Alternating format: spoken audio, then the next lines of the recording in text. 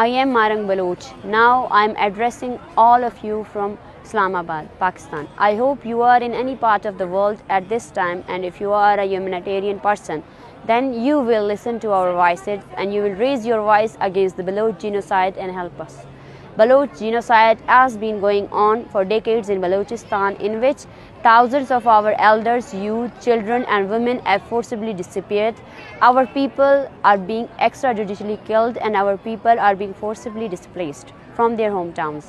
Military operations are being carried out in our areas, our resources are being looted, and this genocide of our nation is intensifying day by day. Against this severe Baloch genocide, we held a peaceful sit-in for 13 days in Turbat, Balochestan, and after 13 days we started a peaceful long march which started from Turbat and travelled hundreds of kilometers to Islamabad, as reached the capital of Pakistan. Today is the 32nd day of our mass movement against the Baloch genocide. But in this whole mass movement, from sit-in to the long march all over Balochestan, the state has used extreme force to stop and end this movement. False FIRs were registered against our people, our friends were subjugated to physical violence and friends were arrested, and when we were faced all of these violence and conspiracy